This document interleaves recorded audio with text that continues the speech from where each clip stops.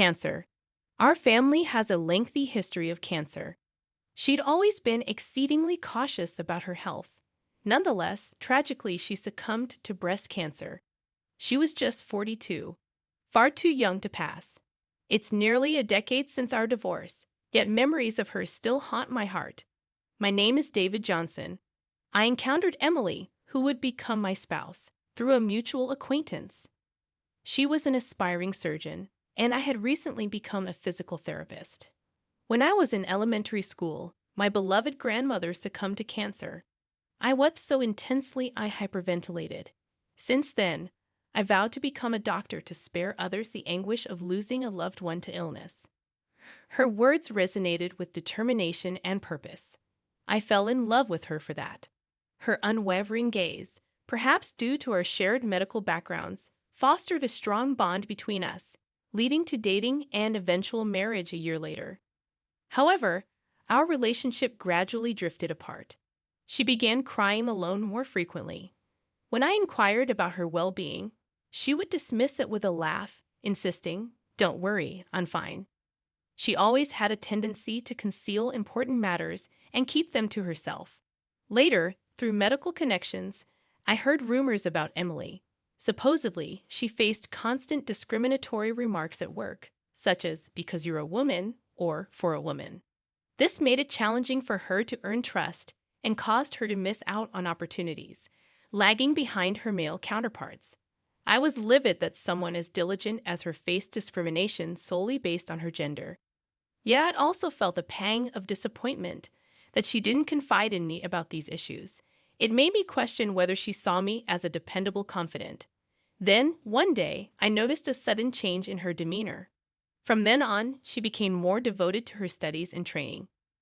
Whenever she had spare time, she'd be at a nearby cafe, buried in her textbooks until closing time. I admired her stoic attitude and respected her for it. However, as the time we spent together dwindled, I began to feel lonely. The reason why she studied outside was that she couldn't concentrate at home. I understood her reasoning, yet it made me feel somewhat like a nuisance, which annoyed me a bit. Gradually, our feelings for each other became misaligned, and eventually, I suggested maybe it's better if we go our separate ways. She solemnly agreed with that. Finally, we divorced. However, over these 10 years, Emily and I weren't completely out of touch. Since our workplaces were close, we occasionally ran into each other downtown or in our neighborhood. "How's work going lately?" "Well, not bad. I've slowly started to perform surgeries myself." "Wow, that's impressive." Since our divorce was amicable, we would stop and chat whenever we met. Yet, about 3 years after our divorce, I transferred to a different hospital. I made sure to inform her about it over the phone. "Good luck. I'll be doing my best too. Hopefully, we'll both be successful in the future." "You'll definitely make it. See you." With that, I ended the call. Later, while working at the new hospital, I met a woman named Karen. She was my patient, and we fell in love and eventually got remarried. This time, I'm determined to make it work. I thought I started a new chapter in my life. I wondered whether I should tell Emily about that. We were even strangers, so I was under no obligation. But as a casual update, I decided to give her a call. "Hey, it's been a long time. What's up?" Emily sounded genuinely happy to hear from me. We made light conversation, and it seemed she had been recognized as a potential ace at the hospital, thanks to all her hard work. "Despite being a woman, I've seen how hard you've worked, Emily. I always believed you could do it. Really hearing you say that means a lot to me. Thanks, David." Hearing my name after so long brought back memories, but I'd started down a different path. Actually, I'm getting married. For a moment, it felt like time stood still for her. However, she quickly responded with, "Oh, really? Wow, congratulations," making me think maybe I was just imagining things. "Wait, is that what you called to tell me? You don't have to worry about me. You're not planning on inviting me to the wedding, are you?" "No, that would be too much." "Just kidding." "Okay, having said what I needed to, well, that's all I wanted to say." "Okay, thanks for letting me know, David. I hope you're happy with that." She hung up. It's been over 5 years since I've had any contact with her. That call was our last conversation. When I arrived at Emily's viewing, I was surprised by the sheer number of people coming and going. I saw Emily's cousin and greeted him. "Hi, David. Long time no see. You look well." His name is Alex. He was the one who informed me of Emily's passing. "You seem well too, but this is quite a crowd. Most of them are from the hospital where Emily worked." "Work? Many patients came as well." "Patients too. Yes. So many people were saved by her surgeries. I can't believe someone so amazing was part of our family. I'm really proud." Alex's tears made me feel a lump in my throat. Emily had lived up to her word, wanting to save many people. It's clear she was respected and acknowledged for her efforts as a surgeon by so many. But I wished Emily had taken better care of herself too.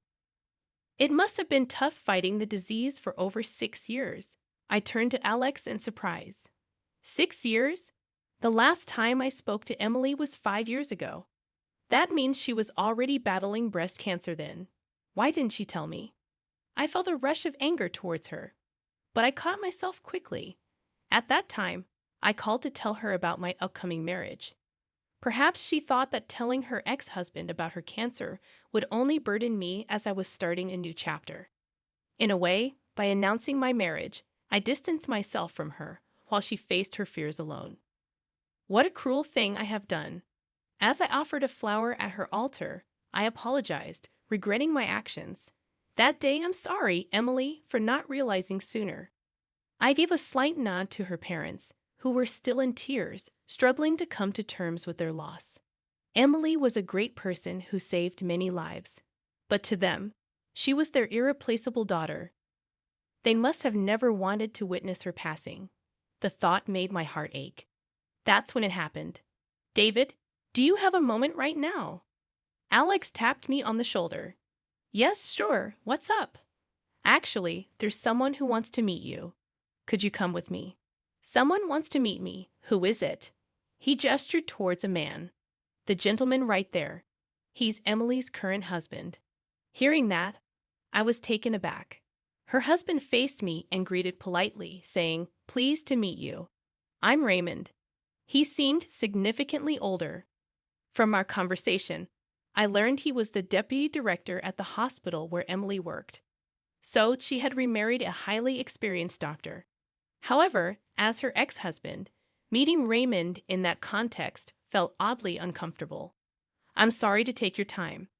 Actually, I have something important I'd like to discuss with you." Raymond and Emily had been planning to open their own hospital. I remember her once saying, "I'd love to build a hospital someday, though I know it's a long shot." I never imagined they were close to making that dream a reality. Her determination never ceased to amaze me. We married 2 years ago. Despite her battle with cancer, she continued to perform surgeries, facing each patient with dedication.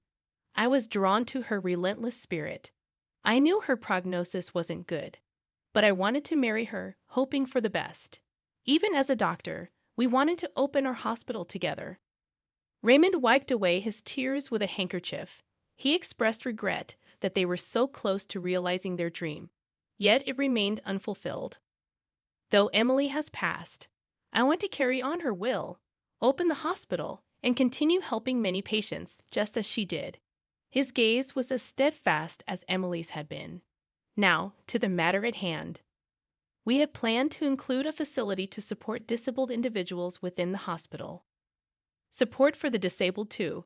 So, you'll eventually need physical therapists. Exactly.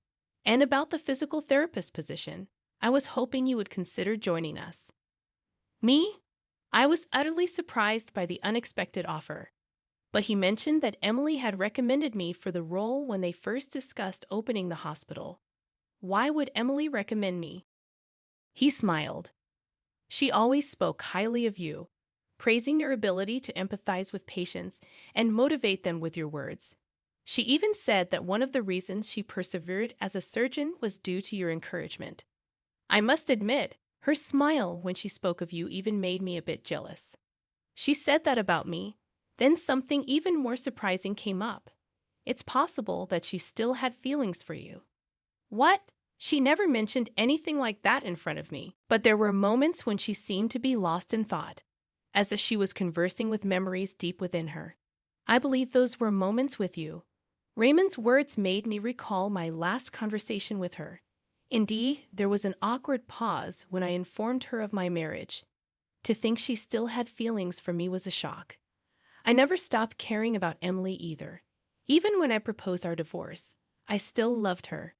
But that love was precisely why we had to part ways.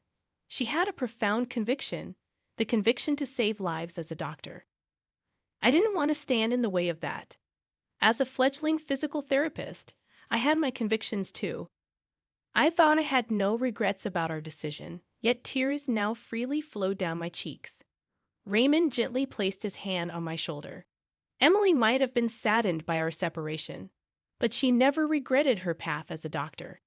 Instead, she was grateful for your support, which enabled her to strive forward. I loved her, including the moments she shared with you. I'm sorry I'm speculating. She always hid the most important things after all. I responded with a laugh. Really? He assured me there was still time to think it over before parting ways. When I discussed that with my current wife, Karen, she seemed to see right through me. You want to work there, don't you? You've talked about Emily so often. Feeling guilty for my insensitivity, I started to apologize, but she smiled. It's okay. It's not about holding on to the past. You always spoke of Emily with such respect. I understand. Raymond's feelings. Normally, one might be hesitant to work with their spouse's ex, but Raymond accepted her suggestion willingly. She must have respected you deeply, believing you were the right person for this. Your relationship with Emily goes beyond just being ex-spouses, and both Raymond and I believe that. So, follow your heart. Closing my eyes, I reflected on Karen's words. Emily was indeed someone very special to me. It's true. I'm grateful to both Raymond and Karen for understanding that.